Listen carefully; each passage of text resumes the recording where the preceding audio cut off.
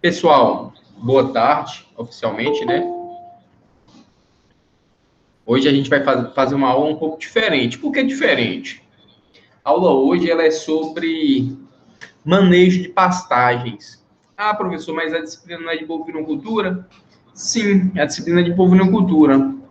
Mas não tem como vocês se tornarem uns experts em bovinocultura com conhecimento raso sobre manejo e formação de pastagens. Quem aqui é muito bom em manejo de pastagens? Posta aí no chat aí para mim. Quem é muito bom? Posta aí no comentário.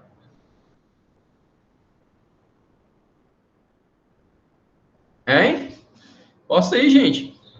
Quem é muito bom em manejo de pastagens? Quem é mais ou menos? Quem é muito bom, posta um mais. Põe um maisinho aí. Quem é mais ou menos, posta um mais e um menos. E quem é menos, posta um menos. Menos assim, quem não sabe nada, ou quase nada. Posta um menos. Só para eu ter uma noção, porque aí eu vou patronizando a aula, né? Show de bola, Catiele. Catiele falou que acabou de matricular no curso de manejo de formação de passagem pelo Senar. Inclusive, recomendo. Então, eu quero você mais participativa, viu? Mais ativa, viu, Catiele? Por quê? Quanto mais vocês interagem, mais eu empolgo para a gente bater um papo. E aí eu resolvi trazer essa aula aqui. Lógico que eu não vou aprofundar nos conceitos de... não por enquanto, né? Adubação de pastagens, calagem, preparo do solo, não. Eu vou focar principalmente na aula de hoje em manejo de pastagem. Beleza? E vocês vão ter que interagir. Peço que interajam prioritariamente pelo chat. Deixa eu ajustar aqui meu celular. Ele vai ficar nas mensagens, porque aí eu consigo ver as mensagens de vocês pelo celular. Quando eu for compartilhar a tela, eu não vou conseguir visualizar aqui no computador, mas eu vou estar acompanhando as mensagens pelo celular, beleza? Então vamos lá.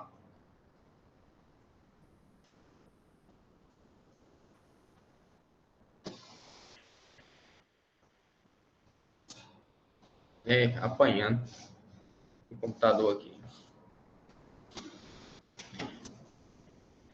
Beleza, pessoal. Posta aí no chat. Vocês estão visualizando a tela aí da aula, o slide, manejo de pastagens? Show de bola, porque agora eu não sei o que vocês estão visualizando. Eu coloquei o celular aqui no chat. Beleza. Então, boa tarde. Sejam todos bem-vindos à nossa aula de hoje, que é sobre manejo de pastagens. Gente, essa aula basicamente é um bate-papo, é uma conversa. Eu quero que vocês interajam, principalmente pelo chat aí, para a gente estar discutindo os principais pontos inerentes ao manejo de pastagem. Aqui eu coloquei uma ilustração, né? Onde eu pergunto aqui, o processo de colheita de um pasto é realizado por quem? Quem colhe a comida no pasto? Posta aí para mim no chat. Quem colhe a comida no pasto? Vai lá. Posta aí para mim quem é que colhe a comida no chat. É o boi? É o ser humano? É o peão? É o vaqueiro que vai lá no pasto colocar na boca do animal? Quem é que colhe? Vamos, gente. Catiele, Julie, Mariane, Brenda e todo mundo participando. É o próprio animal que ele vai lá e escolhe a comida dele, não é isso? Muito bem, Vitão. É o próprio animal, é o bovino, é o boi que vai lá e colhe a comida dele. Quando vocês... Agora, eu vou fazer uma analogia com vocês. Quando vocês vão num restaurante, né, que é self-service, vocês vão colocar o prato de vocês. Vocês têm preferência por algum tipo de alimento? Sim ou não? Posso aí no chat. Sim ou não? Vocês têm preferência ou não por algum tipo de alimento? Normalmente vocês têm preferência por quê? Alguns vão ter preferência por alimentos mais saudáveis, outros vão ter preferência por alimentos mais saborosos, mas cada um tem uma preferência. O animal é diferente? Vocês acham que o animal ele vai preferir um alimento que tem uma melhor digestibilidade, uma melhor palatabilidade, ou um alimento de menor digestibilidade e menor palatabilidade? Hein? Fala aí para mim. De melhor palatabilidade, melhor digestibilidade. E imaginando aí, né? Olha essa figura aí. Aí eu quero que vocês imaginem aí. que tem aí a mudança nesse passo aí? Normalmente, uma planta, né? Vamos imaginar que uma planta de capim. Uma planta de capim, ela é composta pelo quê? Raízes, né? A base da planta forrageira, né? Que é o como, os caules e as folhas. E em alguns momentos da vida, a inflorescência também é um componente da planta. Desses componentes aí, qual que tem melhor digestibilidade e mais nutrientes? É o caule? É o como? É as folhas? Qual desses apresenta melhor valor nutricional, melhor digestibilidade? Se a gente pegar, e vamos imaginando aí na cabeça de vocês, a planta de capim. Aí vocês pegam lá na folha, vocês conseguem bolar uma folhinha de capim? Consegue. Se vocês pegar um talo de uma planta de capim, normalmente, se ela for mais velha, vocês não vão conseguir embolar. No máximo, quebrar. Se ela for mais nova, vocês podem ser que consigam, mas vai dar um certo trabalho. Lembrando, então, que com a avançada idade das plantas forrageiras, das gramíneas, aumenta, então, o teor de lignina, que é um componente estrutural das plantas forrageiras. Lignina ela tem uma alta correlação com a digestibilidade do alimento. Quanto mais lignina tiver na planta, menor a digestibilidade. Lembrando que a lignina não é um componente nutricional, é um componente estrutural da planta. Então, anotem aí no caderno de vocês. Quem for trabalhar com bovinos, quem for trabalhar com manejo de pasto, tem que saber. Os animais, eles preferem folhas. Por quê? Porque folhas são nutricionalmente mais ricas e possuem uma maior digestibilidade. Então, o pasto precisa ter folha. Como não engorda gado? Caule não engorda gado. Inflorescência não engorda gado. O que engorda gado é o quê? Posta aí no chat aí para mim, senão eu vou parar a aula. O que engorda o gado, pessoal? Posta aí para mim. Se não responder, se a galera não começar a responder, eu paro e vou embora tomar café. Beleza, muito bem, Mariana, muito bem, Julie. Show de bola. Valeu, Mariana. Bacana, muito bem, Vitão, tá participando aí, fico feliz. Então, o que engorda o gado, o que engorda o rebanho são as folhas. Beleza? Então, vamos seguindo aqui nossa conversa. Eu listei alguns pontos aqui que eu acho que são fundamentais para um manejo de pastagem adequado. Qual nutriente mais onera a alimentação de bovino? De maneira geral, qual é o nutriente mais caro e o que o animal precisa em maior quantidade? Fala aí para mim, vocês lembram das aulas de nutrição? Nutrientes, tem proteínas, tem os carboidratos, que é a fonte de energia, tem as vitaminas, tem os minerais. Qual que é o nutriente que mais onera a alimentação de bovinos? No caso aqui, bovinos de corte, mas vocês podem extrapolar também para bovinos de leite, sem problema nenhum. Fala aí, Vitão. Fala aí, Mariana. Mariane, Julie. Qual que é o nutriente? Vamos, essa é um pouquinho difícil. Tá difícil essa pergunta, gente? O nutriente que mais... Qual que é o nutriente que nós, os animais, de maneira geral, eles precisam em maior quantidade? É proteína ou energia? O que a gente precisa em maior quantidade em nosso corpo? Proteína ou energia? Energia. Muito bem, muito bem. Nosso organismo ele precisa em maior quantidade de energia. Lembrando, gente, que os ingredientes que mais oneram na alimentação de bovinos são os componentes energéticos. Milho é energético? Sim, milho é a fonte de energia. Milho está sendo negociado aí na B3, né, que é a Bolsa de Futuros, aí, acho que bateu R$ 120 ontem. Então, assim, tá complicado. E o pasto, gente? Pasto é fonte de quê? O capim é fonte de quê? Para que serve o pasto na alimentação dos animais? Fala aí para mim. Anda, tô esperando. Vamos, gente. Alexandra, que chegou mais no fim. Jéssica Neves chegou mais no fim. Aí responda também.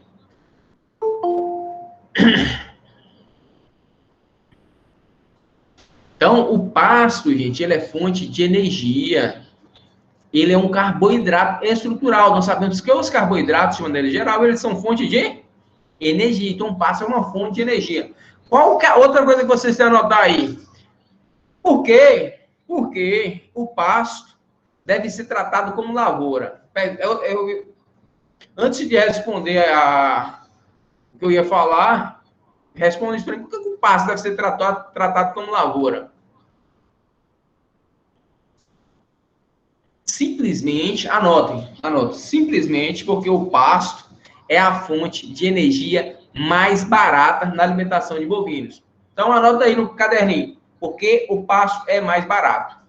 Por isso que eu tenho que tratar o pasto como lavoura. É mais barato eu tratar o pasto como lavoura, fazer todos os procedimentos aí de calagem, aragem, gradear a terra, todos os procedimentos necessários para implementação e recuperação de pastagens, ainda assim fica mais economicamente viável do que eu ficar suplementando os animais com alimentos concentrados. Então, eu devo tratar o pasto como lavoura porque no pasto é mais barato.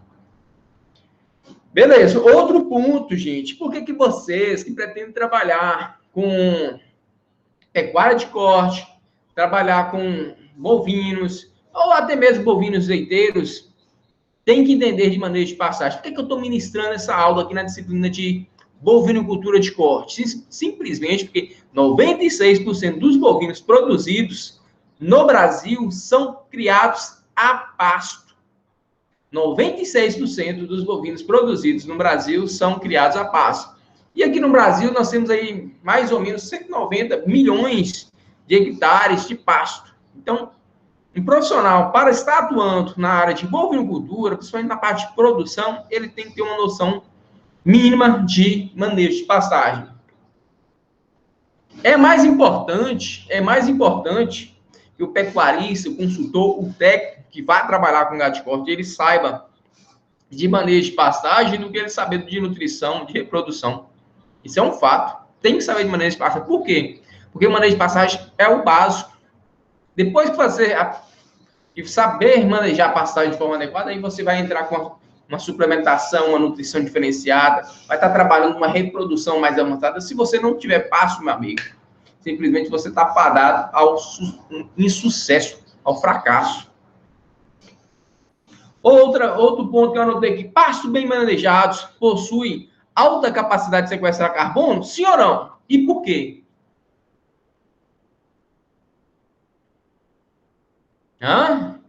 Gente, é muito comum a gente ver o pessoal julgar, criticar, falar que os bovinos eles são os vilões, que eles poluem o meio ambiente, que eles liberam metano, que eles liberam gás carbônico, mas também, muitas vezes a gente esquece, muitas vezes fica sem argumento para responder. Mas os pastos, quando bem manejados, principalmente para manter uma relação folha-caule mais adequada, eles possuem alta capacidade de sequestrar carbono.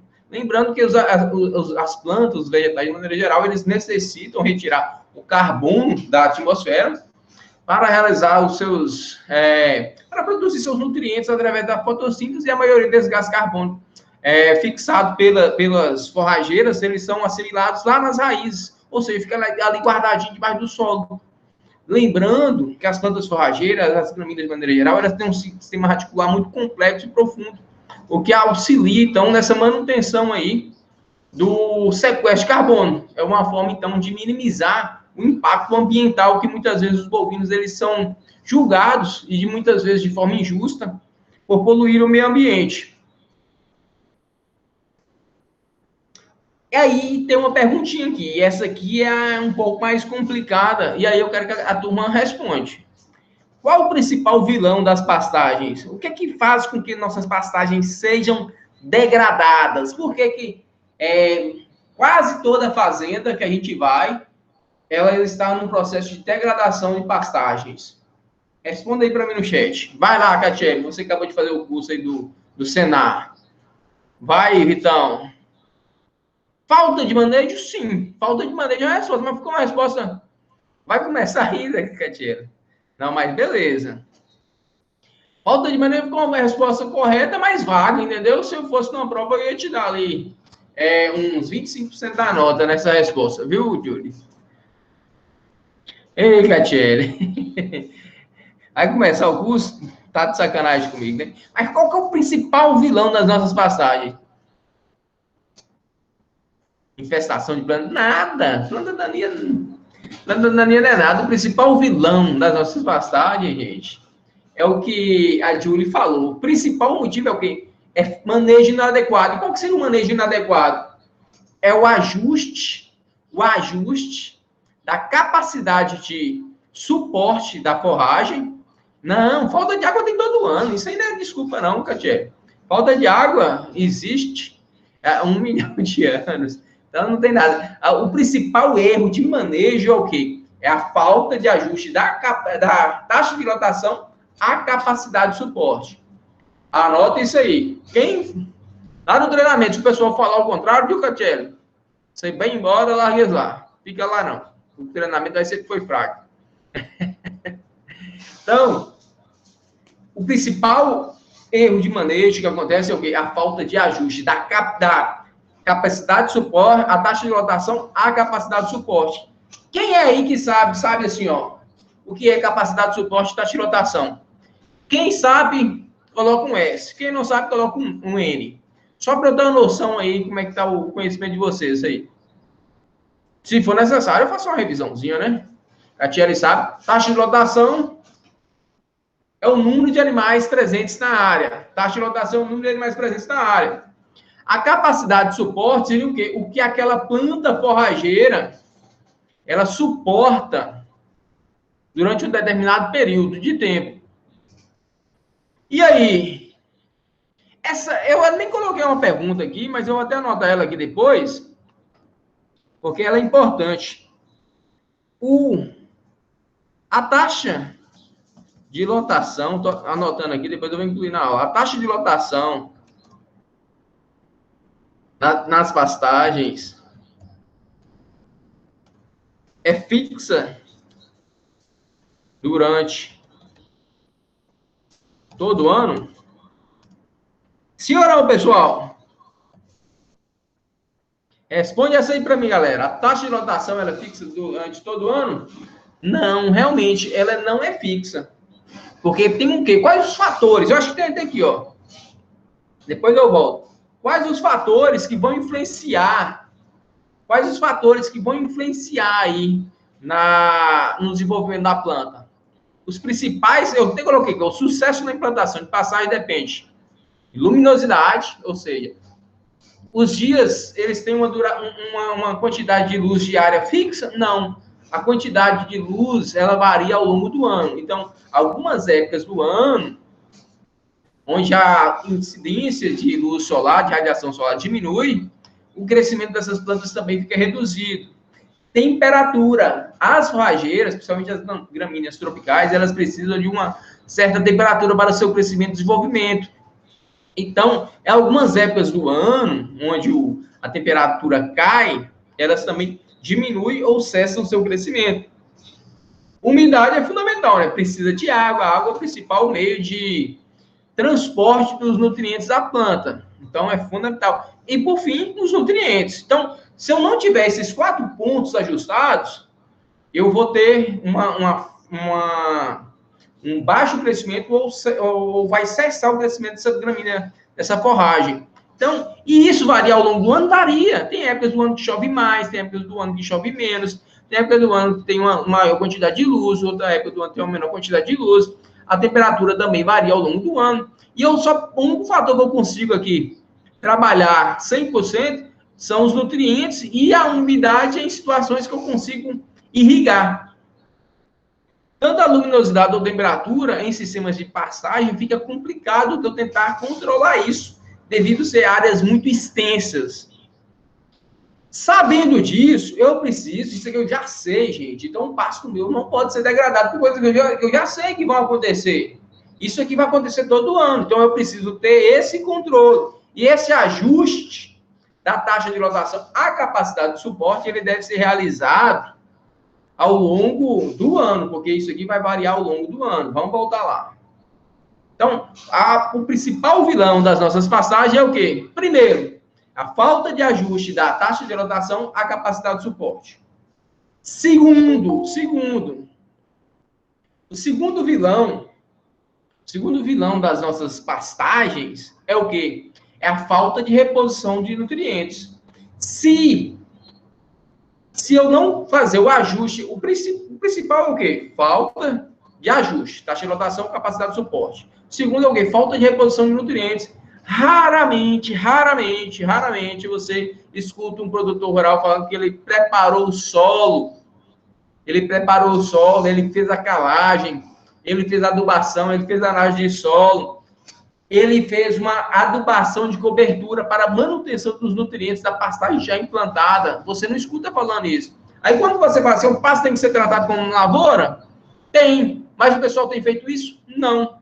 Você já viu produtor de soja plantar sem adubar?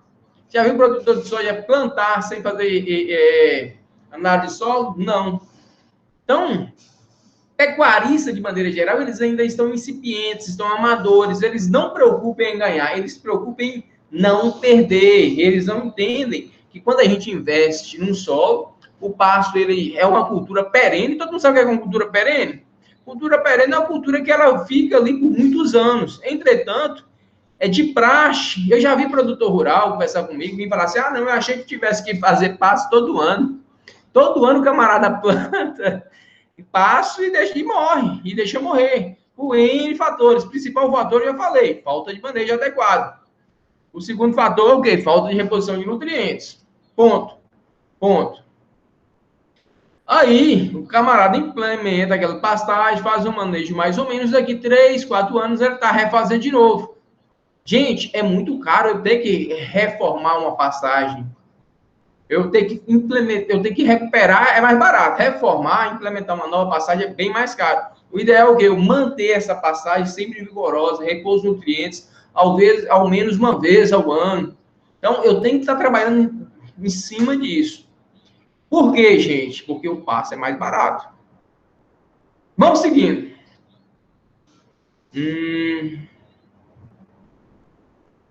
Essas perguntas que foram as mesmas, beleza. Aqui é um exemplo, né? Pontos chaves para o manejo das pastagens. A taxa de lotação, já falei para vocês, todo mundo sabe o que é taxa de lotação, acabei de explicar. É o número de animais presentes naquele pasto, naquela fazenda. A capacidade de suporte é o número de animais respeitando a fisiologia da planta forrageira, de forma que ela não sofra um nem um super pastejo. E aqui eu coloquei a unidade animal. Sempre que a gente for trabalhar com taxa de lotação, a gente trabalha com UA. UA é o quê? É a unidade animal, 450 quilos. Por quê, professor? Porque normalmente os animais, eles ingerem, eles consomem o alimento com base no peso vivo. Se eu tiver 2 bezerros de 225 quilos, eles vão equivaler a 1 UA. Se eu tiver um boi de 450 quilos, é 1 UA. Então, para eu fazer essa taxa, esse ajuste da taxa de lotação e capacidade de suporte, eu tenho que converter todo mundo em UA. Como que eu faço isso, professor? Eu até coloquei um exemplo aqui. Cálculo de unidade de animal por hectare. Primeira coisa que eu faço, porque eu quero descobrir quantas unidades animal eu tenho naquele hectare. Eu vou colocar a taxa de lotação. Taxa de lotação é o número de animais vezes o peso de cada animal, né? Aí eu posso tirar uma média e vou dividir por 450, que é o A. Ou seja, nesse exemplo que eu coloquei, um exemplo ilustrativo, 100 animais vezes o peso médio dos animais, que é 350 quilos, e dividir por 450, onde nesse hectare eu tenho 77,77. O A, aproximadamente 78 unidades animal por hectare. É tranquilo calcular a unidade animal por hectare na fazenda? É fácil? É muito tranquilo, não é? Alguém ficou dúvidas com relação à unidade animal, gente? Sim ou não? Posta aí para mim. Julie, Alexandra, Catiele, Virição, chegou agorinha, Vanessinha, que acabou de chegar, sejam bem-vindos. Perguntei, Peixe? Oi? Não, é só se entendeu aí como que a gente calcula ao ar da fazenda. Nesse exemplo, eu coloquei o hectare, né? Onde eu peguei a taxa de lotação, que é o número de animais, multipliquei pelo mesmo peso médio dos animais daquele lote e dividi por 450. Aí eu vou ter o quê? O número de unidades animais. Por que eu tenho que calcular sempre a unidade animal? Porque eu tenho que ter um padrão. Senão eu vou ter que fazer o consumo de forragem para bezerrada, que tem um peso padrão, eu tenho que fazer. Aí fica mais difícil. É mais fácil eu converter isso tudo em unidades animais, em unidade animal, para depois eu fazer o ajuste da taxa de lotação à capacidade de suporte. Beleza? Então vamos lá. Esse slide aqui eu já comentei, né? Toda forrageira ela necessita obrigatoriamente de luminosidade, de luz, temperatura, umidade e nutrientes. Show de bola. Outro ponto, gente, é uma pergunta bacana. Essa aqui é pergunta de concurso. Qual situação os animais apresentam melhor desempenho? Pastejo rotacionado ou pastejo contínuo? Posta no chat aí para mim. Rotacionado. Vamos, gente. Só o Vinícius vai responder? Alexandre colocou depende, Júlio colocou depende. O que seriam mesmas condições? Eu não sei o que seriam mesmas condições, porque se o passeio é contínuo e o outro é passeio rotacionado, as condições já mudam um pouco. Não dá para ser as mesmas condições. Mariano colocou rotacionado, Vinição falou rotacionado. Gente, uma resposta clássica, né, dentro da ciências agrárias é o depende. Depende. Não dá para eu afirmar que o passeio contínuo vai ser melhor ou pior, ou o passeio rotacionado vai ser melhor ou pior. Porque se um passeio contínuo ele for realizado de forma adequada, de forma bem ajustada, trabalhado ali, respeitando, né? Respeitando aí o zinco, né? Eu falo brincando, o zinco seria as cercas. Eu consigo fazer um manejo bem feito, ter um ótimo desempenho. E o rotacionado mal feito, talvez ele seja até pior. Isso aí é um fato. Então, mas beleza. Se o rotacionado ele for bem manejado de forma adequada, eu vou conseguir uma resposta muito interessante, principalmente arrobas por hectare. E o passeio contínuo, se ele não for trabalhado de forma adequada, eu vou ter um processo de degradação muito intenso na minha fazenda. Um passeio contínuo, uma característica do passeio contínuo é o quê? Ah, tá. Antes de falar dessa característica, me lembra se eu esqueci de falar, qual dessas situações que eu vou ter um maior ganho de arroba por animal? Qual dessas situações eu vou ter um maior ganho de arroba por animal? Deixa eu ver se eu anotei.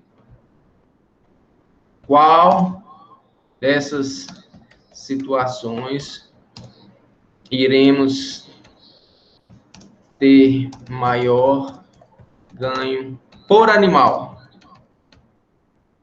Fala aí, galera.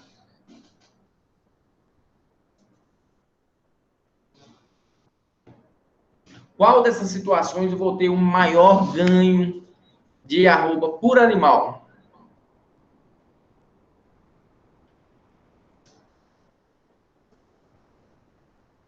Beleza, eu vou ajudar vocês agora. Vocês estão demorando de responder, eu vou dar uma pista. Qual dessas situações que o animal ele tem maior poder de escolha de alimento? No passeio contínuo ou no rotacionado? Onde que o animal ele tem mais espaço para ele buscar o que ele gosta? No primeiro slide eu falei o que ele gosta de folha, não é? Não é folha que vai dar a melhor resposta? É folha que vai dar melhor desenvolvimento? Então, o passeio contínuo vai possibilitar uma melhor resposta por animal. Entretanto, no passeio rotacionado, eu vou ter uma resposta, uma maior quantidade de arrobas produzidas por hectare. Por quê, professor? Porque, na realidade, eu consigo colocar mais animais no rotacionado, ou seja, eu vou ter um número de arrobas produzidas por hectare maior. Mas o desempenho para o animal no passeio contínuo ele é superior, porque o animal ele tem a possibilidade de escolher o alimento. Entretanto, essa possibilidade de escolha do alimento pode favorecer um processo de degradação das pastagens. Como assim, professor? Porque umas áreas vão ficar super pastejadas e outras áreas vão ficar subpastejadas. Quando eu falo assim, vocês entendem? O que seria um subpastejo? O que seria um superpastejo? Então, principalmente as áreas próximas aos bebedouros, as aguadas, as sombras, elas vão ficar sempre superpastejadas, elas vão entrar no processo de degradação mais rápido. E as áreas mais distantes, mais morradas, elas estarão passando por um processo de subpasteio, ou seja, elas vão começar eu vou começar a perder comida, né? Perder capim. O capim, ele passa do ponto. Show de bola? Estão gostando da aula ou quer que eu pare? Vamos continuar. Essa aula aqui é mesmo para ser um bate-papo.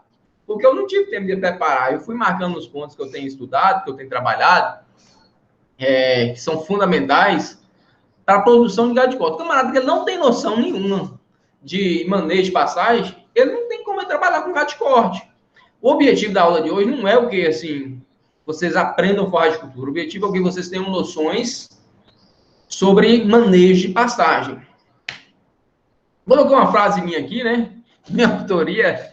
A escolha da espécie forrageira, ela não pode ser pautada apenas na capacidade do solo e clima que a forrageira será implantada, mas também na capacidade do consultor ou pecuarista em manejar de forma adequada a forragem. O que eu quis dizer com isso, pessoal? Normalmente, o pecuarista, o consultor, o técnico, ele indica ou escolhe a forragem de acordo, principalmente, assim, a minha terra é fértil. Aí eu vou buscar lá um paredão. Paredão é um pânico. Para mim, é um dos pânicos mais produtivos que tem. É da Matsuda, não estou fazendo propaganda para ninguém, não. Ao mesmo tempo que ele é altamente produtivo, ao mesmo tempo que ele é altamente eficaz em converter nutrientes em massa vegetal, ele é muito exigente em solo, ele é exigente em água, ele é exigente em manejo. Então, o que eu queria dizer é o quê? Muitas vezes o pecuarista, o consultor, eles focam apenas o quê? Meu solo tá bom? Ótimo, eu tenho água, pronto. Vou aí, escolhe a forragem. Isso não é suficiente. Isso não é suficiente. É como você vai comprar ali uma moto 1000, né? Uma moto 1000 cilindradas, né? Você compra uma moto 1000 cilindradas, para comprar uma moto 1000 cilindradas, primeiro você precisa ter dinheiro, né? E para você dirigir, muitas vezes você precisa da carteira de motorista. Mas não significa que você vai se dar bem, não. Seu risco ali é iminente. Quando eu quero acelerar o sistema, né? Forragens mais produtivas, elas são mais eficientes em produzir forragem. Sim ou não? Massa vegetal. Essa é a característica. Se elas são mais eficientes, eu preciso aumentar o quê? Minha eficiência de colheita.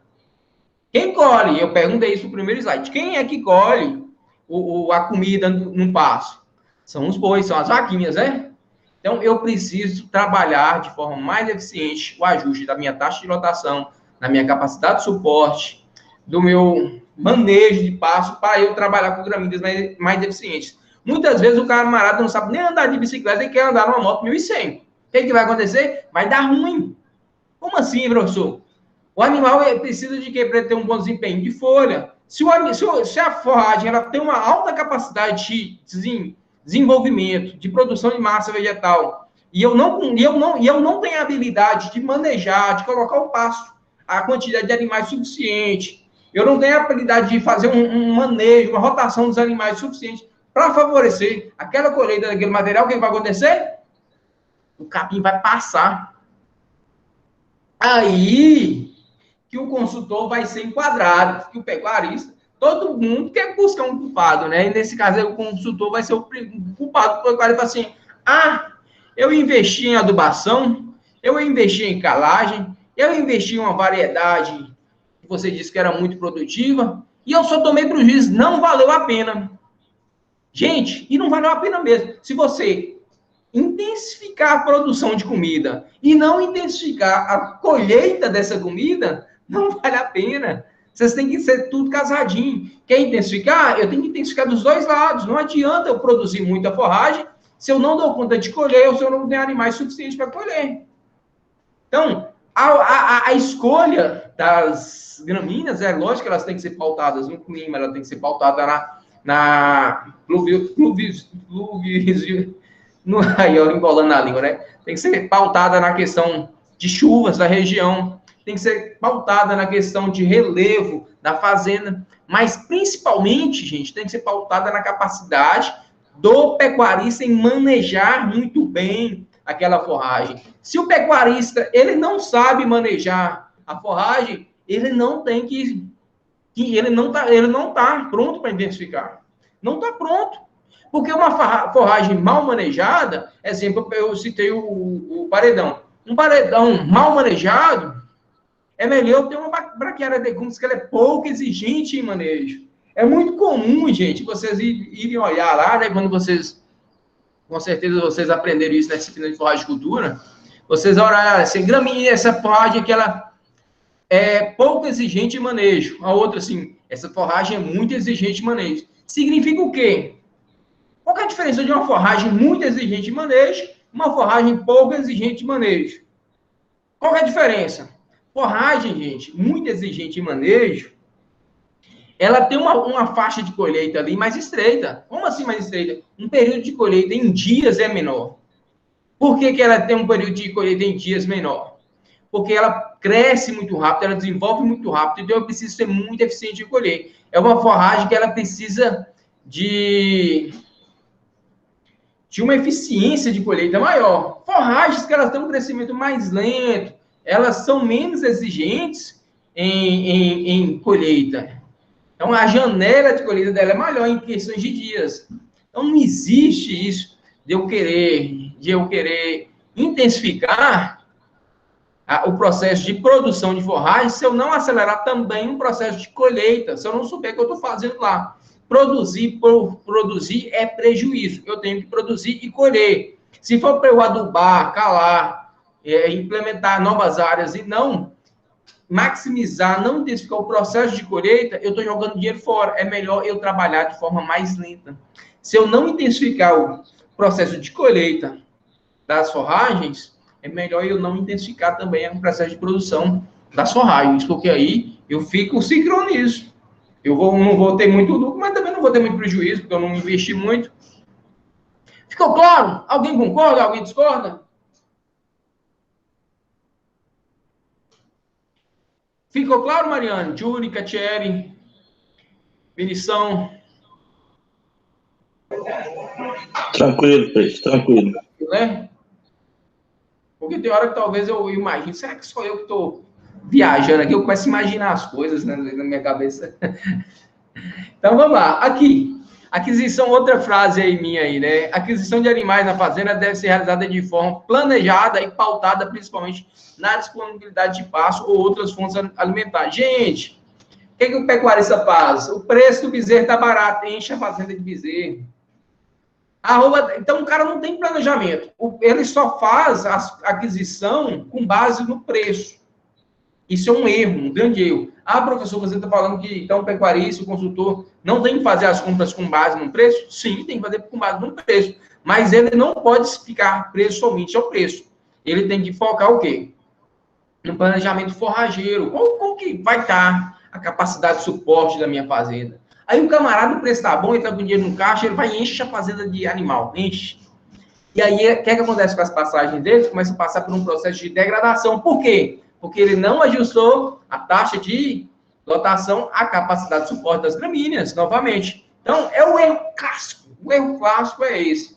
O produtor, ele não faz o ajuste da taxa de lotação à capacidade de suporte. Tá barato, enche a fazenda de bezerro e meu capim que se lasque. Daqui 2, 3 anos eu faço tudo de novo. E aí ele começa a perceber que ele não está ganhando dinheiro. Ele começou a perder dinheiro. Então, o pecuarista, ele tem que ser mais assim, menos afoito. Ele tem que trabalhar mais em cima do planejamento. Não adianta empolgar demais. Tem que ter um planejamento. Porque se ele não planejar, ele vai degradar a fazenda. E o processo de recuperação, de implantação de novas áreas é sempre mais caro do que o processo de manutenção das pastagens. Eu citei aqui na sequência, os erros clássicos da implantação de pastagens. Nós temos mais 6 minutos de aula. A gente pode dar sequência, se quiser, eu sigo aí até a hora que acabar, não sei, mais meia hora, talvez acabe. e já fica valendo para aula de quinta.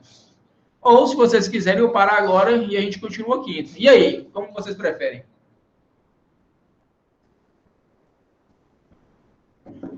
Quem prefere quinta, possa quinta. Quem Segue prefere o jogo. Pode seguir? A galera tá falando que pode seguir. Gente, Jonas chegou aí depois, não falou nada, não comentou. Vanessinha. Tá Dá. legal? Pode sim, Pro. É porque Tá eu top. fico caladinha ouvindo você e os colegas que sabem muito mais do que eu, aí eu aprendo mais. Mas eu tô aqui. Obrigado, viu? Tô Vanessinha, atenta. Vanessinha. Tô prestando bastante atenção, tô vendo que Vinícius participa bastante. E vai ser o melhor aluno. E Obrigado, minha querida. Vocês são meus melhores alunos. Melhores alunos é o aluno que está junto com a gente na sala de aula sempre, né? Então, vamos agora falar aqui sobre os erros clássicos na implantação das pastagens. Erro clássico, sabe? O que o pessoal faz de errado? Ah, professor, mas você só foca no que o pessoal faz de errado? Gente, não é que eu quero focar só no que o pessoal faz de errado, mas é que eu quero que eles parem de errar para a gente avançar num processo mais tecnológico, um processo de lucro. Aqui na implantação da pastagem, quando eu falo implantação, é uma pastagem nova, né? Que ela foi recém-formada. O pessoal, normalmente, eles realizam o primeiro pastejo. Por que é importante realizar o primeiro pastejo, pessoal, que já fez forragem de cultura aí? O primeiro pastejo, após a implantação das pastagens, ele é fundamental para quê? Por quê? Posta aí no chat.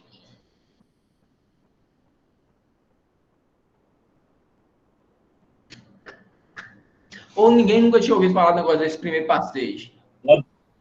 Pode responder aqui no áudio aqui, Peixe? Responde aí, meu amigão. Responde aí. Ô, Peixe, esse primeiro pastagem é muito importante para depois ter uma maior densidade de folhas aí na rebrota desse pasto aí. Então, eu acho que vai dar um condicionamento nesse sentido aí, no entender do que você está falando aí, né? Ó, vamos imaginar assim, vamos fazer uma analogia mais tranquila. O boi, ele é amiguinho do capim ou ele é inimigo do capim? E aí? É amigo. Eles não são Amigo pro produtor, mas o capim, né? O boizinho e o capim, eles não são muito amiguinhos, não, Van. O boizinho não quer mastigar o capim, né? Para não falar outro nome. sim, mas o capim precisa ser mastigado, senão ele vai morrer lá também. Não, ele não morre se não for mastigado, não. A gente tem que buscar a gente quer, a gente tem que deixar o animal, o boizinho, mastigar o capim, gerar o capim, mas a gente tem que oportunizar para o capim um rebrote, uma capacidade dele voltar a crescer. Mas, quando o animal consome o capim, ele não volta a brotar. Ele come ele inteiro. Mas ele foi agredido. Eu tenho que buscar sempre o intercepto de não agredir demais para que a planta ela tenha força para se recuperar. Se eu deixar o boi agredir muito a gramínea, ela morre. Entendi. Entendeu? Por isso que eu tenho que eu tenho que colocar os animais quando eu tiver a máxima produção de folhas. Cada gramínea ela tem uma altura ideal. Normalmente essa altura ela está relacionada com interceptação de luz de 95%. Tem um aparelho que eles colocam ali na base, que eles medem. Quando atinge 95% de interceptação de luz, é o ponto ideal. E com isso, foi estabelecido aí pelas agências de pesquisas a altura ideal para cada forrageira, para cada gramínea. Então, a gente tem que respeitar. Porque, normalmente, com 95% de interceptação luminosa, nós temos a máxima produção de folhas, ou seja, o ponto ideal para o capim comer e crescer e ficar gordinho. Entretanto, eu tenho que respeitar também a altura de saída dos animais daquele pasto, daquela manga. Por quê? Porque senão eu vou sobrecarregar, eu vou desgastar aquela planta e ela vai ter dificuldades de crescer, de produzir novas folhinhas. Quando eu desgasto aquela planta, ela precisa de maior tempo de recuperação. E muitas vezes eu não dou esse tempo de recuperação que ela precisa e eu desgasto mais ainda. Toda vez que a planta ela sofre um desgaste mais, um super pastejo, né, que a gente fala sempre, ela começa o quê? Perder raízes. Aí as raízes delas começam a ficar menores. Quando as raízes ficam menores, elas diminuem a capacidade subtrair, né, buscar nutrientes do solo, elas diminuem a capacidade de buscar água. Se elas diminuem essa capacidade, automaticamente elas perdem a força para o crescimento, para o rebrote. Então, são N situações. Então, o ideal é o quê? Eu maximizar a produção de folha, os animais rebrotam, mas eu sempre vou tirar os animais na altura de saída ideal para cada gramínea, visto para eu não promover um super pastejo. Porque eu quero o quê? Eu quero que essa pastagem minha ela seja perene. Ela fica ali para toda a vida. Então, de tempos em tempos, pelo menos no mínimo, a cada 2 anos. Mas o ideal seria todo ano. Eu faço análise de solo e faço uma adubação de cobertura, recuo dos nutrientes daquela área. E aí eu não vou precisar fazer implementação de pastagem nunca. É só eu ir repondo os nutrientes e trabalhando a questão do manejo. Mas, voltando aí à conversa inicial, o primeiro pastejo é fundamental para eu favorecer o rebrote dos perfilhos basais.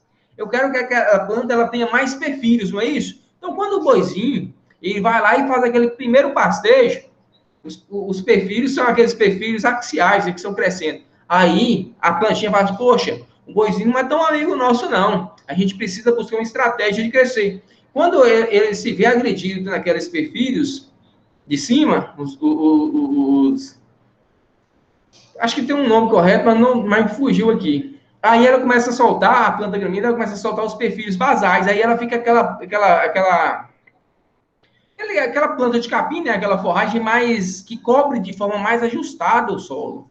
Fica mais abundante, porque ela teve um perfilhamento basal mais adequado. E quando eu não promovo o primeiro pastejo, a planta fala assim, poxa, eu não preciso soltar esses perfilhos basais, porque não tem ninguém aqui para incomodar a gente.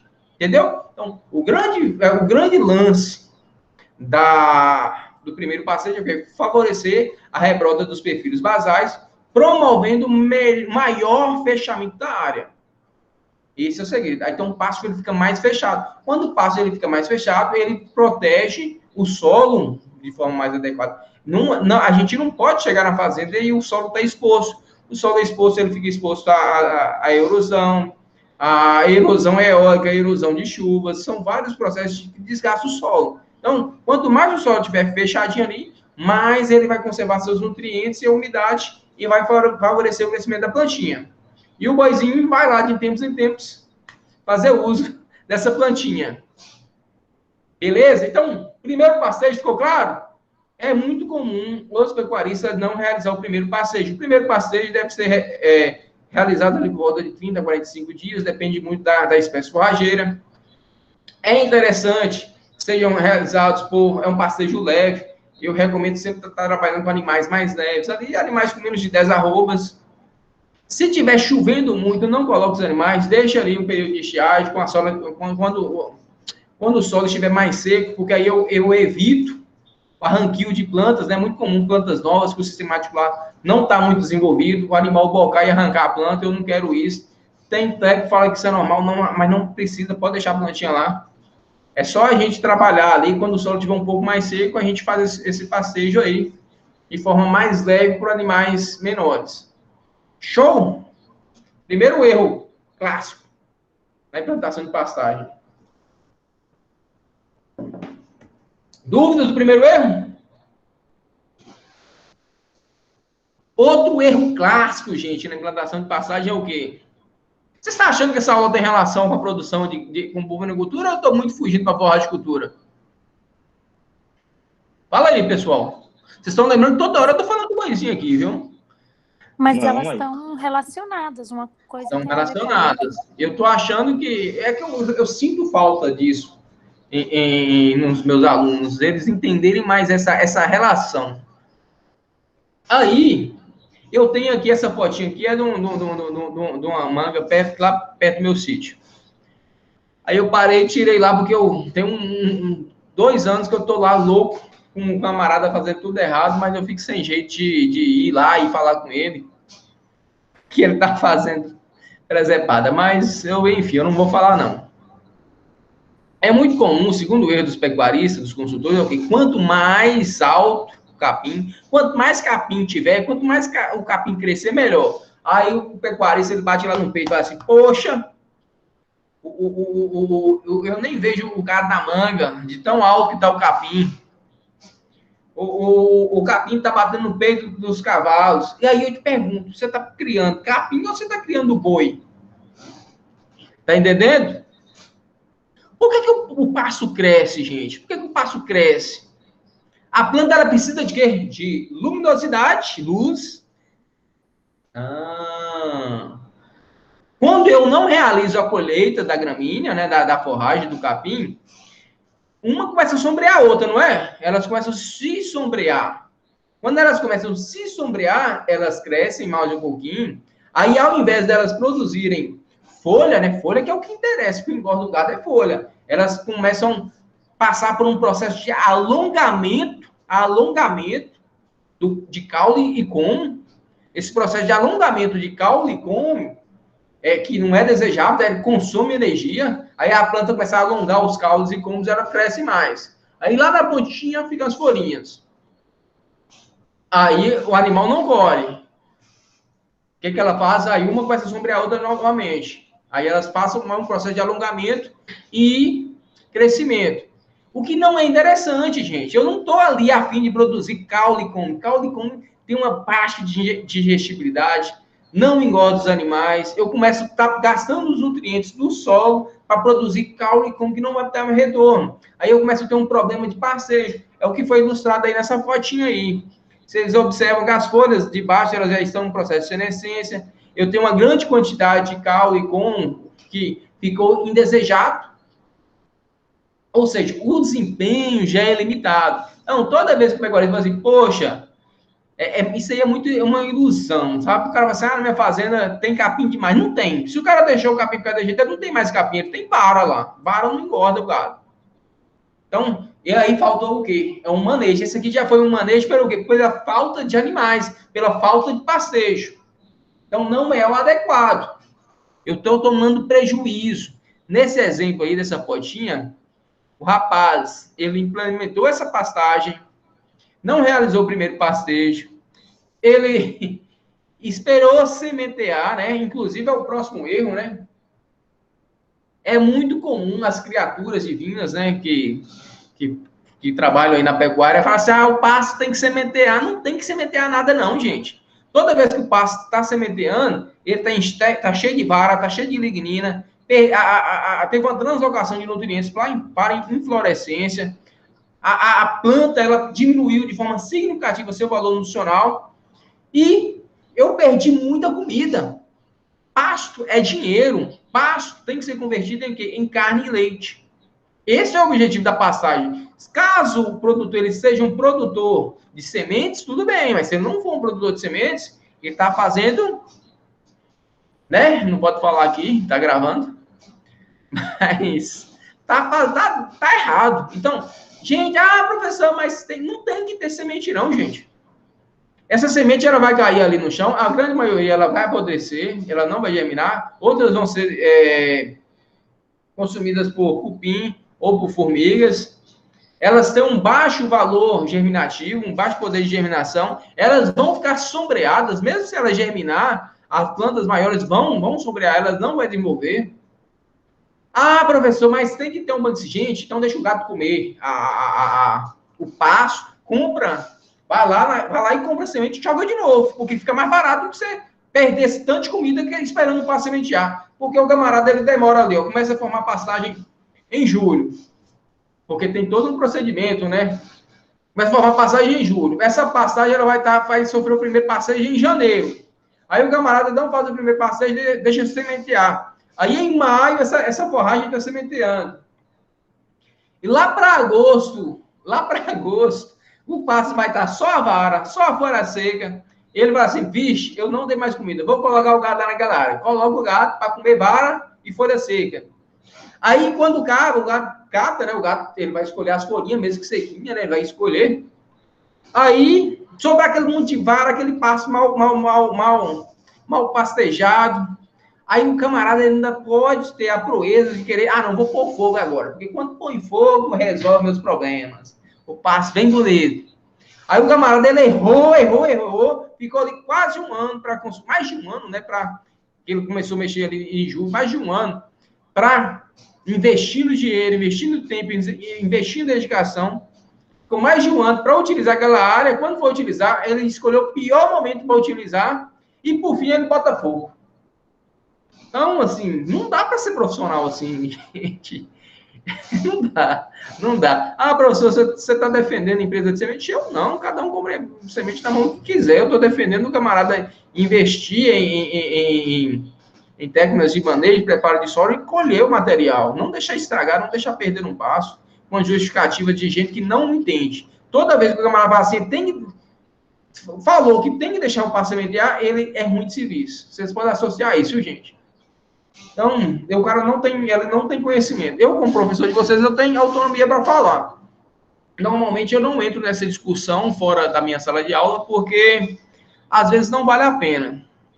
Mas, professor... Então, tá explicado, essa semente ela vai cair, ela não vai germinar e não é o ideal. O ideal é o quê? Eu pastejar e retirar os animais sempre no momento certo. Sem problema nenhum. Ano que vem eu não vou precisar roçar. Ah, professor, mas eu não vou pôr fogo não, porque eu estou consciente, né?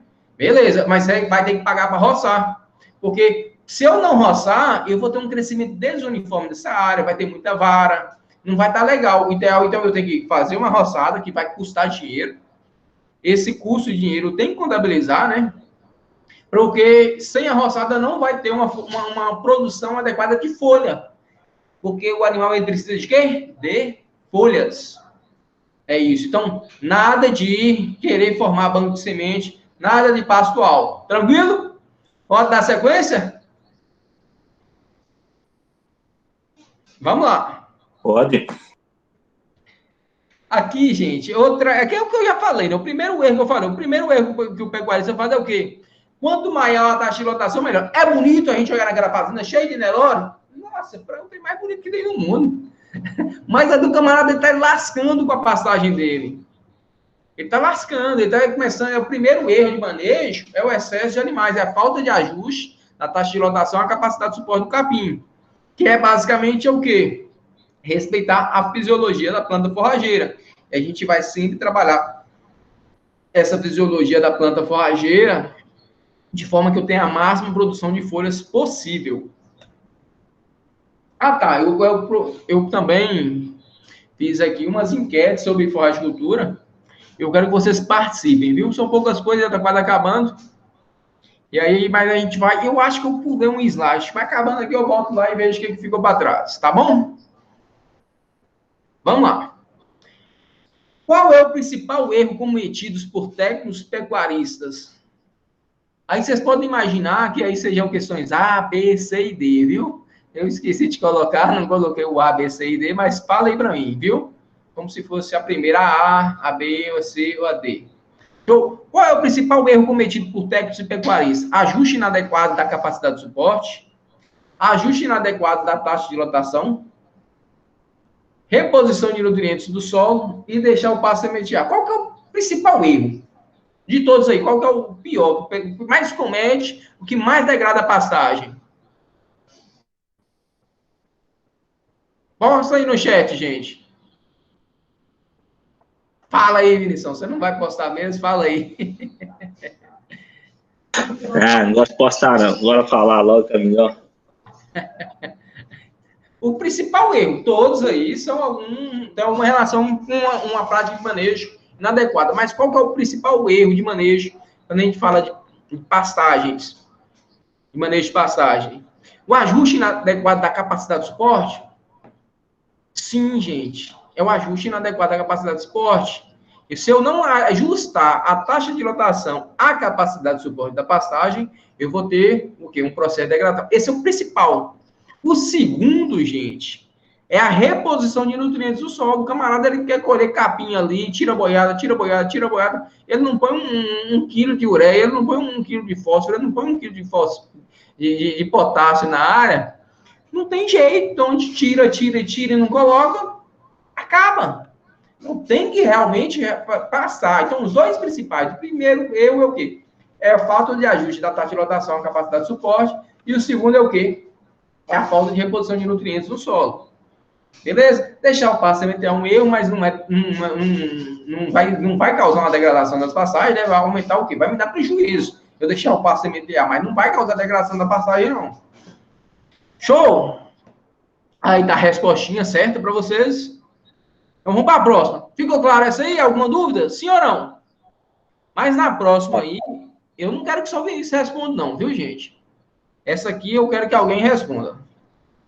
Essa aqui tá até com a resposta? Já que é isso. Deixa eu ver. Deixa ela lá. É a mesma, que ele acha isso? Na realidade, qual o principal erro de manejo cometido por técnicos pecuaristas na implantação de pastagem? Essa aqui é na implantação de pastagem. E essa aqui... Beleza. Pode responder essa aí. Desconsidera essa resposta aí. Porque, na realidade, eu posso até confirmar aqui, eu vou estudar. Essa aqui é na implantação das pastagens. A outra não era na implantação, era o erro mais comum do manejo. Essa aqui é semente? Disposição de nutrientes. Na implantação de pastagem, o erro mais comum é deixar o pasto sementear. O pessoal implanta a pastagem e aí eles não coloca os animais, não faz o primeiro passeio para o quê? Para deixar o pasto sementear. Se tivesse aqui também a questão do primeiro passeio, isso seria também outra alternativa.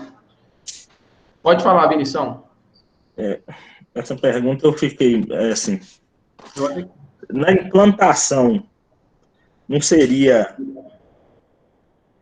eu estar plantando a semente ao invés dela já estar plantada? Ficou confuso para mim. Porque na verdade você estava... porque na verdade você falou assim, implantação não é de plantar, é de implementar a pastagem. Então a pastagem era só implementada quando ela está pronta para o uso.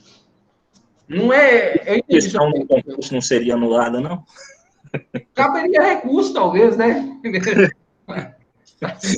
Caberia recursinho, ué. Não está errado seu raciocínio, não. Não, é porque implantação, eu estou entendendo como que eu vou fazer o plantio dessa semente para a minha pastagem estar formada. Aí, no caso, como você está falando aí seria já o quê? Na formação de pastagem, ou não? Eu entendi. Na realidade, a implantação é o quê? Eu vou entregar a pastagem pronta. A implantação da pastagem, ela começa no processo de preparo do solo. Entendeu? E ela termina ali... após o primeiro pastejo, você vai realizar o primeiro pastejo por volta de 30 a 45 dias, e aí você pode já programar um próximo pastejo com 60 a 90 dias após o primeiro pastejo. Aí vai depender da variedade das condições climáticas. Aí, no segundo pastejo, já está implementado, já é um pastejo normal, aí você pode trabalhar essa pastagem de forma normal a partir daí. Então, assim, o primeiro pastejo, basicamente, seria o último ajuste ali que você faria, né? Pode deixar até uma quantidade do nitrogênio, da recomendação de nitrogênio, para ser jogada após o primeiro pastejo. Eu até indico fazer isso, dividir, parcelar aí a questão do nitrogênio após o primeiro pastejo, para você ter uma rebrota mais vigorosa ali, principalmente dos perfis basais. Mas a implantação da pastagem consiste em todo esse processo. Desde o preparo do solo, adubação, calagem, o plantio é um processo, o primeiro passeio, aí fica pronto, beleza? Então, o primeiro passeio vai ocorrer de 30 a 45 dias e o segundo passeio vai ocorrer de 60 a 90 dias. Vai variar de acordo com o clima e de acordo com a espécie forrageira implementada. Mas seu comentário é pertinente, viu, Vinição? Beleza.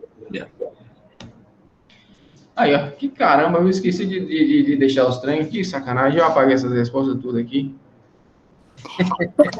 Pro, o que é sementear? Sementear é quando a plantinha ela solta a inflorescência, mano.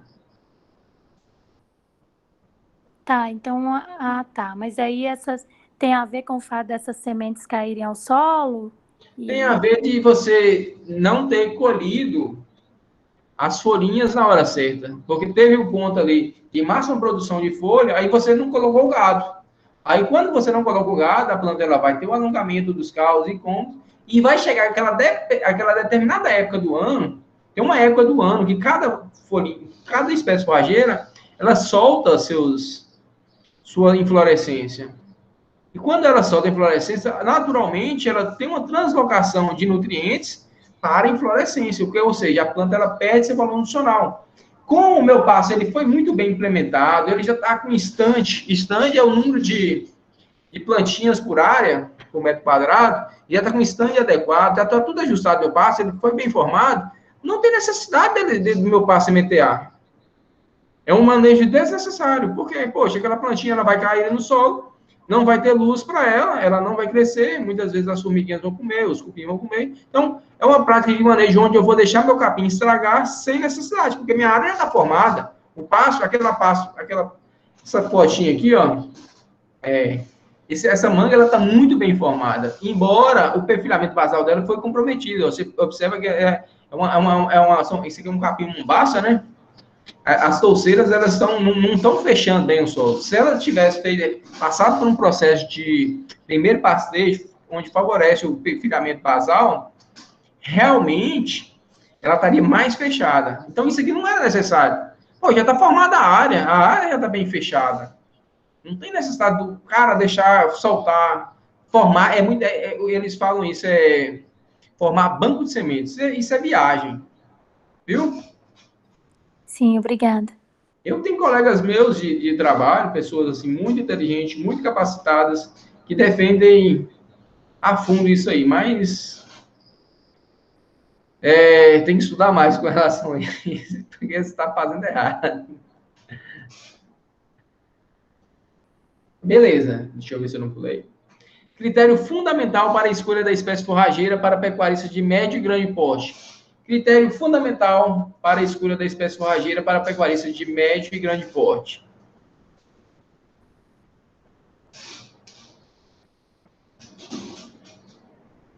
Qual desses aí, pessoal? Esse aí tem até a letra E, né?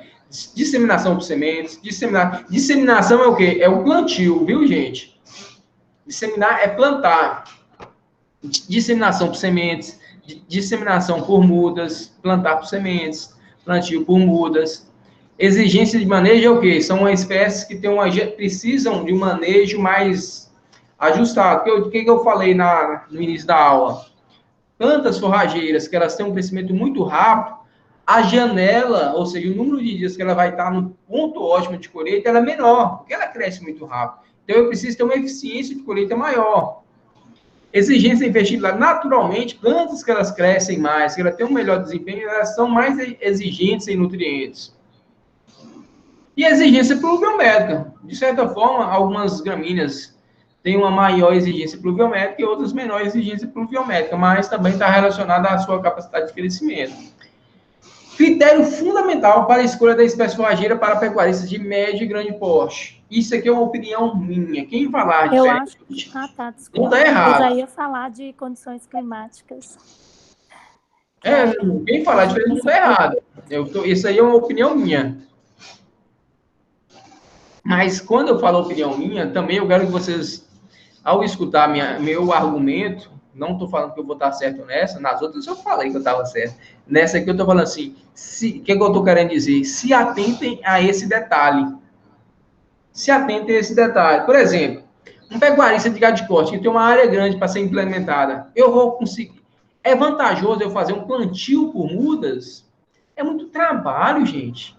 O semente é muito mais fácil. Então, isso aqui, ó, muitas vezes, eu me atento à questão da fertilidade, eu me atento à questão das chuvas, eu me atento à questão do manejo, mas eu esqueço, eu não posso ficar...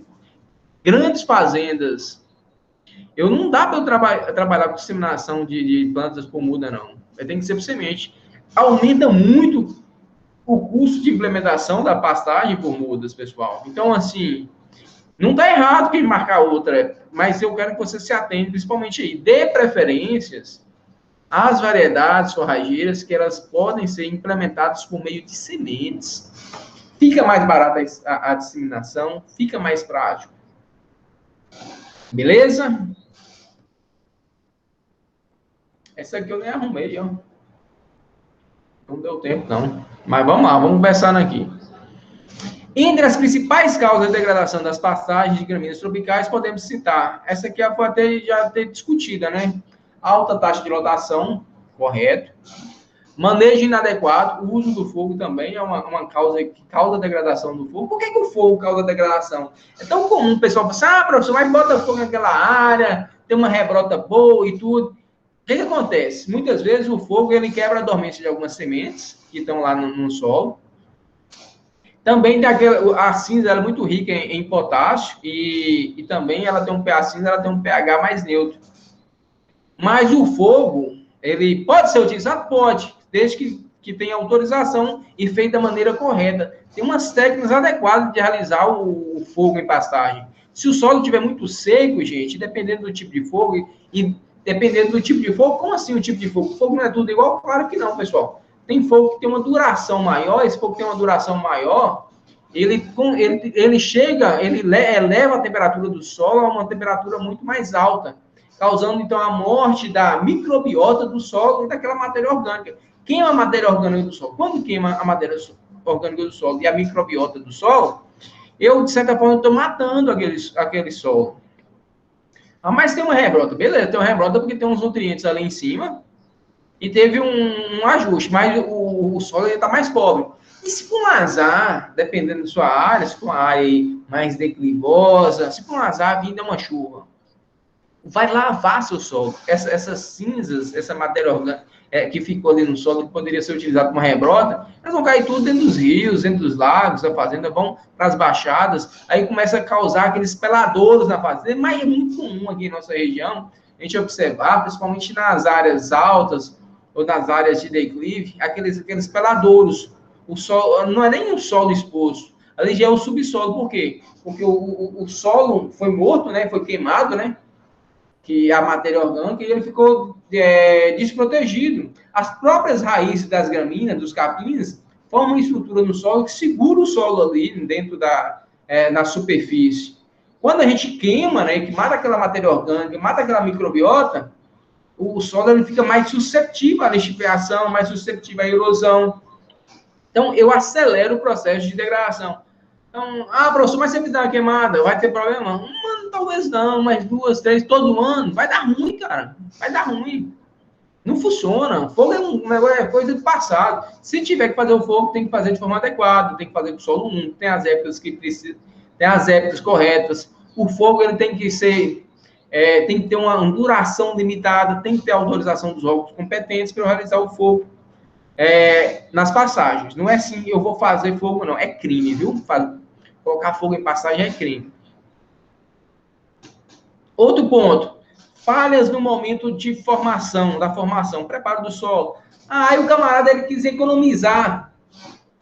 Ele não realizou a gradagem, ele não realizou a aração, ele não realizou aquela grade, a grade leve, onde tem o objetivo de nivelar o solo. O que ele fez? Passou um arado, tombando a terra, jogou semente e esperou nascer.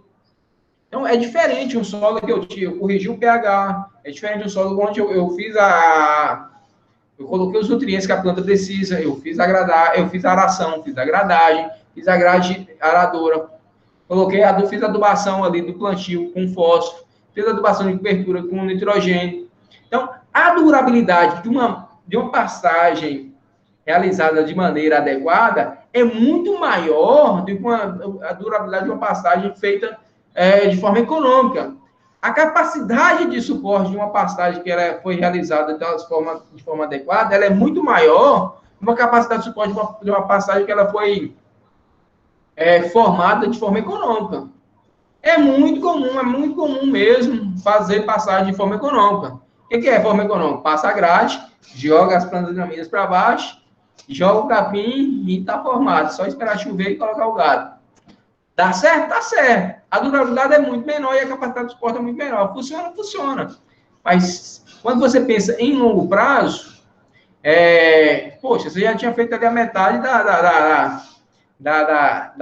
do uso, né, de horas de trator necessário para você fazer um serviço bem feito. Poderia ter feito algo mais completo, que vá durar ali por ao menos 20 anos, Mas aí você preferiu fazer algo de forma econômica, que vai durar ali, em média, 3 a 5 anos, na melhor das hipóteses. Na melhor das hipóteses mesmo. Outro erro também comum, né, é a escolha da espécie forrageira adequada. A gente tem que escolher a espécie forrageira de acordo com o índice pluviométrico, sim, de acordo com o clima da fazenda, sim, de acordo com o relevo do solo, sim, mas principalmente a capacidade de colheita dos animais e do dono da fazenda, do técnico, do consultor, porque se eu trabalho com gramíneas mais exigentes, eu preciso também ser mais eficiente nesse processo de colheita. Tem que ter um sincronismo nisso, senão um dos elos vai ter problema. Tá claro? Vocês estão conseguindo acompanhar meu raciocínio ou eu estou viajando sozinho aqui? Sim ou não? Posta aí no chat, só para eu saber se tem alguém ainda. Não, beleza, Marcão tá aí, Júlio tá aí. Gente, cadê o restante da turma? Eu sei que o Vanessa tá aí também. Catiele tá aí. Mariana, show de bola. Eu tô aqui, Pro. Oi? Eu tô aqui, tô prestando atenção. Você tá entendendo que o solo e as plantinhas são vivos também, mano? Sim, tô entendendo. A explicação tá perfeita. Que bom, viu? Eu fico até muito feliz com o comentário desse, que você, para mim, é um exemplo de professora, né? Seus seminários, mesmo em algo que você não tem muito conhecimento, você dá um show. Obrigado, Pro. Então, beleza. Vamos seguindo aqui. Tá cansativo? Vamos que vamos. Daqui 10 minutos dá duas aulas já, né? Mas vamos lá, tá quase acabando. Entre os motivos para a degradação das pastagens, podemos citar exceto. Falhas no primeiro manejo é um motivo, assim, para degradação, mas não chega a ser algo tão grave. Pragas e doenças, sim. Pragas e doenças é muito comum, favorece muito a degradação das pastagens. Inclusive, na hora de escolher a espécie forrageira, gente, é fundamental verificar a ocorrência de pragas e doenças naquela região, naquela área, naquela fazenda. Converse com os vizinhos, converse com os vaqueiros, converse com o pessoal que está lá, porque se vocês implementar exemplo, tem muita ocorrência de cigarrinha naquela região, aí vocês entram com a forrageira que é suscetível àquela praga, né, a cigarrinha, vai ter talvez nem mate a forragem, mas vocês vão ter um prejuízo muito grande, porque sempre vai um crescimento lento, com o tempo vai degradar a passagem. Então, pragas e doenças devem ser avaliado com muito cuidado por parte dos técnicos e consultores. A escolha de espécie forrageira inadequada, então eu tenho uma área de declive, ao invés de em áreas de declive, eu tenho que sempre favorecer gramíneas que tenham um crescimento rizomatoso e estolonífero. Estolonífero é aquelas plantinhas que soltam aqui, ó, um penãozinho, e naquele penãozinho, na gema, né? É gema que fala? Entre um como o outro, né? A gema, essa gema, ela encosta no solo, ela solta as raizinhas e forma uma planta. As plantas são todas interligadas. Isso aí é um crescimento estolonífero. E aí eu tenho plantas que elas, além do crescimento estolonífero, elas também têm um crescimento rizomatoso. Rizomatoso é mais ou menos a mesma coisa, só que o rizoma, ele sai por debaixo do solo. Sai aqui as plantas elas continuam interligadas, sai aqui tipo um pendãozinho tem um nome certinho, né? Um rizoma, o nome certinho é rizoma, né? Tipo uma cebolinha. Aí ela vai por baixo da planta, ela sai uma nova plantinha. Normalmente, as plantas que elas têm crescimento rizomatoso e estolonífero, elas fecham melhor o solo, elas têm uma maior resistência também a questões de déficit, né? De déficit hídrico e tudo. Ela tem uma maior resistência de maneira geral, quando comparada às que têm apenas o crescimento estolonífero. Então, para áreas de declive ou áreas que vou trabalhar com uma taxa de lotação muito alta, é interessante que eu tenha essas... O que eu ia falar é isso, as plantas que elas têm um crescimento rizomatoso, elas têm uma maior resistência ao pisoteio, quando comparadas às que não têm um crescimento rizomatoso, justamente porque esse crescimento, essa multiplicação das plantas, ela se dá ali por debaixo do solo. Então, o que eu ia falar é o crescimento, a resistência ao pisoteio, por parte dos animais. Então, eu tenho uma baixada ali, a área mais fértil, eu vou ter que trabalhar, essa área é passível de irrigação, eu vou trabalhar com uma forrageira mais produtiva. Então, uma fazenda, ela não pode ter ali 2, 3 tipos de gramíneas, ela precisa ter, no mínimo, ali uns 5 tipos de gramíneas diferentes ou mais, porque cada gramínea, ela vai se adequar a uma realidade da fazenda, a não ser que ela seja uma fazenda muito homogênea, coisas que não acontecem aqui na nossa região, talvez no Mato Grosso, Centro-Oeste, em alguns lugares de áreas mais planas, eu consiga controlar isso de forma melhor. Mas aqui é muito complicado, porque eu tenho a parte mais alta da fazenda, eu tenho uma parte que é menos mecanizável. Se for menos mecanizável, eu tenho que escolher variedades que eu consiga implementar. Ok? Podemos seguir? Vamos lá. Degradação das pastagens. Marquem V para as assertivas verdadeiras e F para as falsas. Já que eu deixei a resposta, né? Esqueci, não tirei. Eu vou ir lendo e comentando com vocês, beleza? O tempo de permanência dos bovinos nas pastagens, piquetes e mangas não pode ser fixo. Isso eu já comentei no início da aula, não pode ser fixo.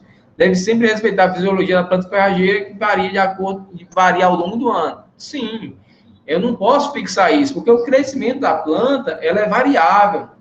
Então, gente, não tem como um animal vai ficar tantos dias no piquete. Não tem, eu tenho que ficar acompanhando aquilo. Aí eu tenho a situação, eu tenho que fazer o ajuste da taxa de lotação ao longo de todo o ano. Isso é inevitável, não tem como.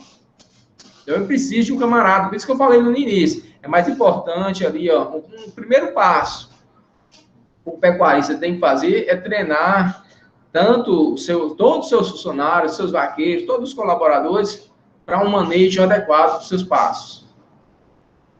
Vamos para a próxima. Cuidar do solo é cuidar do pasto? Sim, cuidar do solo é cuidar do pasto. É muito comum escutarmos a seguinte expressão: estou fora de enterrar dinheiro.